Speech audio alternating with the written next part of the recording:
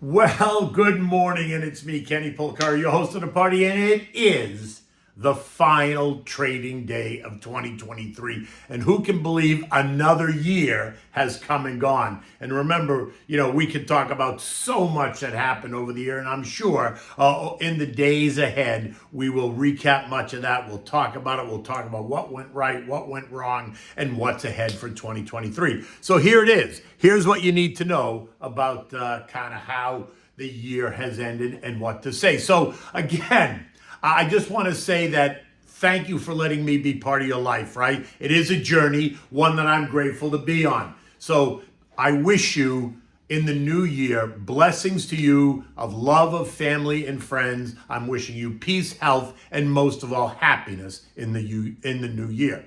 Okay, so look, was a hell of a year, right? Investors celebrate as artificial intelligence changes the world and rewards investors, all while the geopolitical issues created short-term chaos, but long-term opportunities. And so it just reminds you to create your plan and then execute it. And then what do we have for dinner tonight? Well, it is going to be New Year's Eve, and it is all about the celebration, so we're going to have the champagne chicken. So now, reminds me of an old song, right? And now the end is near. And so we face the final curtain. My friends, I'll make it clear. I'll state the case of which I'm certain, right? Frank Sinatra, my way, you get it. Okay, look, here's how it played out. And here's how it seems to be playing out, right? Stocks will continue to rally, and they're going to continue to rally in the new year as investors believe that the Fed is not only going to cut rates once or twice, but now by more than 5 or 6 times next year, period. The Magnificent Seven are going to continue to lead as AI changes the world. We're going to be looking at 4% federal funds rate and a 10-year treasury that's going to be closer to 3.25% versus 5.25%. And we're going to avoid any hint of a full-blown recession, and we're going to glide into this landing versus crash into it, all while the global inflation story just fades away as if it never happened. S&P earnings are going to grow by double digits, and the forward guidance by the C-suite is going to be nothing but bullish. The presidential election won't cause any disruptions at all. There won't be any accusations of voter fraud or stolen elections, and we can all expect massive tax cuts, right? Vlad is going to make nice with Vladimir. Hamas and the Houthis are going to cease to exist, and Iran will play nice in the sandbox. The Red Sea will part again, and the global shipping channel that is key to worldwide trade will return to normal, and the traffic will flow freely through the Suez Canal. Oil is going to plunge to $50 a barrel, and the Saudis will have nothing to say about it. Joey's going to replace the 200+ million barrels of oil to the SPR, and the border will remain closed. China will give up on Taiwan, and Chubby, otherwise known as Kim Jong-un, will stop threatening South Korea. Stocks will continue to surge and never go down again. Yeah, that's how it's going to happen exactly, right? Or at least that's how it appears it's going to happen based on everything we've seen in the markets. Okay, boys and girls, brace yourself, because that is not happening. But it is good while it lasted, right? And it's great to think about. Now, none of this means that it's all going to implode either. It just means come back to reality. Trees don't grow to the sky. 2023 did turn out to be an incredible year. The NASDAQ gaining 45%, the S&P up 25%, the transports gained 20%, the Russell, which is the SMIDs, right, the small mid-cap rose by 17%, the Dow added 14%, and the S&P equal weight was up 12% as the rally broadened out. The value trade up 21%, while the growth trade was ahead by 29%. The best performing sector in the S&P, of course, technology up 55%, communications up 53%, consumer discretionary up 35%, industrials up 17%, basic materials and financials both up by 11%, real estate up by 9%, healthcare was flat on the year, while consumer staples was down 3%, energy gave up 4%, and utilities came in last place, losing 10% on that rising rate story. Bonds rallied hard. And while the year-end performance of less than up 1% appears unimpressive, it was only 3 months ago when both the TLT and the TLH were kissing bear market territory down 20%. Yields, which spiked higher for much of the year, causing all this disruption, has all retreated as bond prices have rallied. The recent decline in the Treasury market doing much of the easing for the Federal Reserve.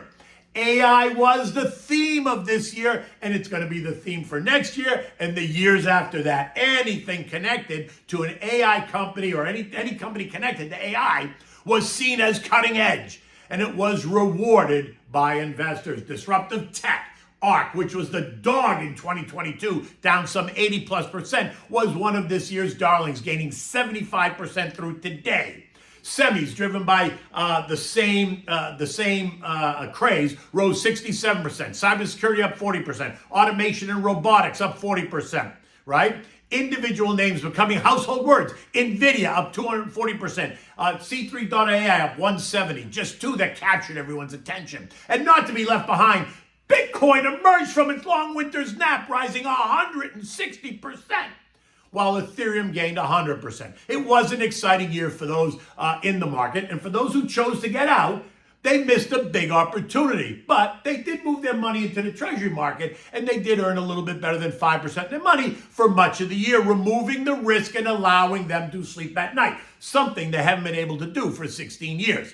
It was an amazing year, and one that caught so many off guard. So what's ahead in 2024? Well, that's the question, right? And there are so many answers and perspectives, right? On the rate cut front, be careful what you wish for. 6 or 7 rate cuts would happen only if the economy starts to circle the drain and goes off the edge. If the macro data completely implodes, unemployment surges to 5%, and inflation turns to actual deflation. Housing prices collapse, commercial real estate loans blow up, cities remain empty as workers push back on the return to office narrative. Defaults continue to rise as unemployment rises and the data weakens. Now, if none of that happens, then why would the Fed cut rates 6 times? Just think about that, 6 times.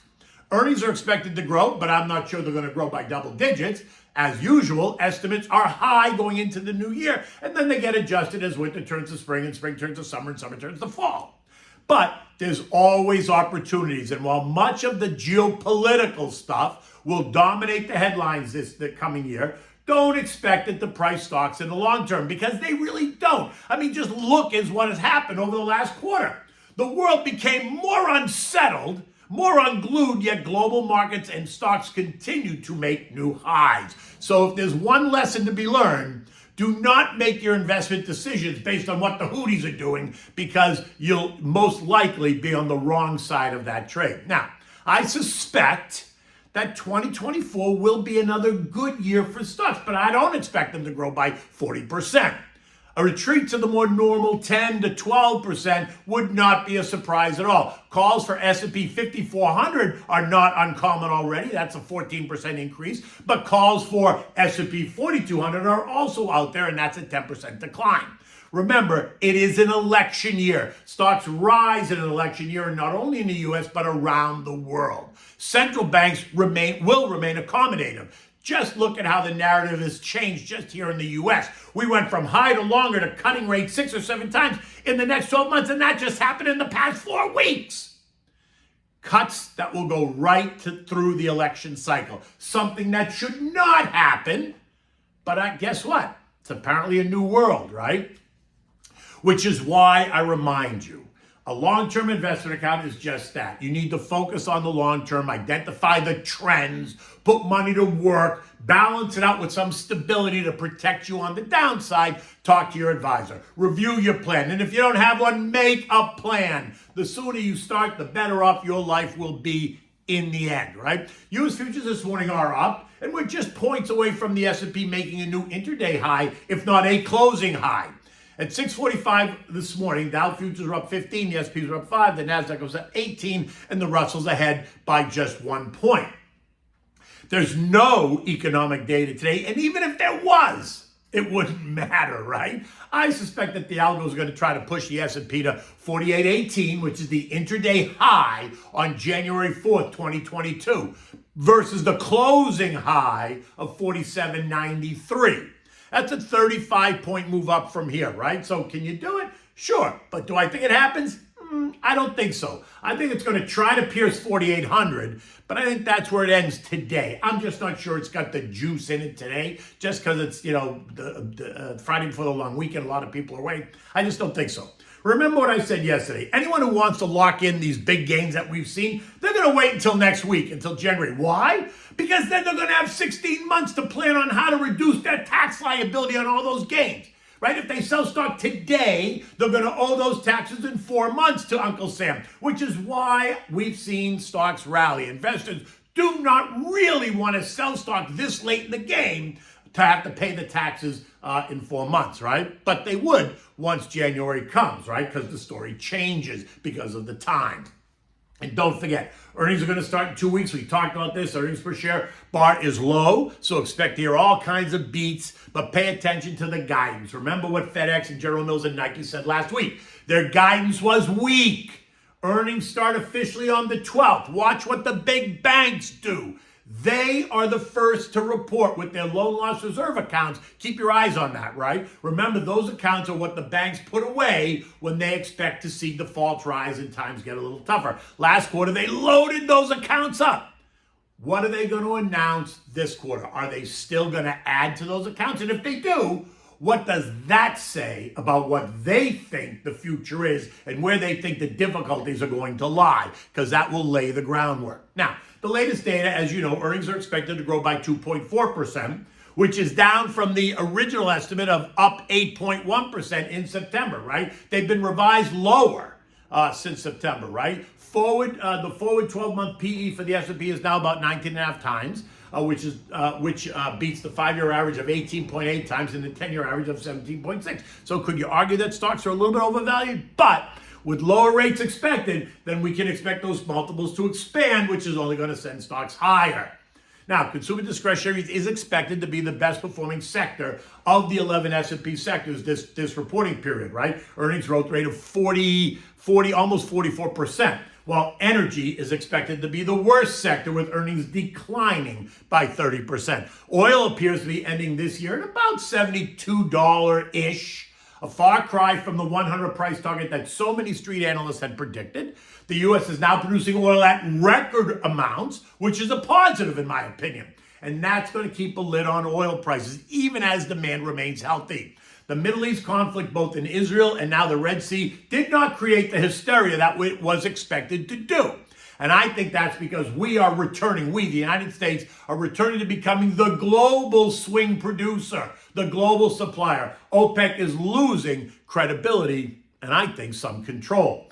Gold is going to end the year at about 2,075, right where it is this morning. That's up 9% year to date. And with the ongoing talk of rate cuts, I expect gold to move higher into the new year. European markets, they're going out with a bang, right, for the year. The FTSE's up 4%. Not tremendous, but it is a plus. The CAC 40 up 17%. The DAX up 21%. Eurostock up 20%. Spain is up 23%. And Italy takes the prize, right? Rising by 29%. And that speaks to having some international exposure in your portfolio because there are opportunities around the world. I, for one, though, do not invest in China. No need to. They don't play by the rules. They change the rules at a moment's notice, leaving you as the investor holding the bag. No need to put your money there. You can get exposure to China through other ways. I do not invest in China. Look elsewhere for opportunities across Asia, right? So think Australia, think Japan. The S&P closed at 47.83. It was only up 2 points. Whatever happens today is a non-event. It is what it is. You're not going to change the year's performance today, right? The new year is only hours away. The slate gets wiped clean and everyone starts from zero again starting next week. I expect that we're going to see some January selling, like I said, as investors want to sell stocks to lock in some of those incredible gains, but they wanted to avoid paying the taxes for another 16 months. So don't be surprised if we see that happen in early January, right? Okay, so what do we have for dinner tonight? Well, tonight, tomorrow, the weekend, whatever, New Year's Eve, it's all about the celebration, and the markets have been great. And so today, we're going to break out the champagne, as you would for New Year's Eve, and we're going to make chicken breast and a champagne cream sauce. Oh my God, these are so delicious. Not so difficult to make. It sounds all fancy and it looks all fancy when you put it on the plate, but not difficult to make. It's a classic dish. It presents beautifully on the plate on a bed of maybe some sauteed spinach. And it's going to leave your guests wondering, how did you do this? Okay, so you want to start with the skinless, pounded thin chicken breasts, right? You want to dredge them in seasoned flour with salt and pepper. And after you've dusted all the breasts, just, shake off the excess flour and then just set them aside. Now, in a medium heat, you're going to melt like 3/4 of a stick of butter and a splash of olive oil in the large saute pan. When it's almost sizzling, yet not burning, you're going to add the breasts and saute for about 4 to 5 minutes, right? At this point, you're going to turn the breasts over, add about 1.5 cups of the champagne of your choice, and let it kind of saute in there for 10 more minutes. You want the alcohol from the champagne kind of to boil away, right? Next, you're going to, after 8 to 10 minutes, you're going to add about 3/4 cups of heavy cream. You're going to put chopped Italian parsley and a bit of rosemary powder or fresh rosemary if you want, and continue cooking it just until it thickens up, because it will thicken up. While this is cooking, you're going to saute some fresh spinach and garlic and a little bit of olive oil, and then make a bed of spinach on the plate. When the chicken is done, you're going to transfer the breast to the individual plates and then top it with the champagne cream sauce. A nice mixed green salad garnished with cherry tomatoes, red onion, and cucumber dressed in a champagne vinaigrette finishes off this meal, right? Choose a lighter bodied red or even a chilled white wine to complete this presentation. In any event, it is New Year's. I wish you the very best for the new year, and I look forward to our time next year. Until then, take good care.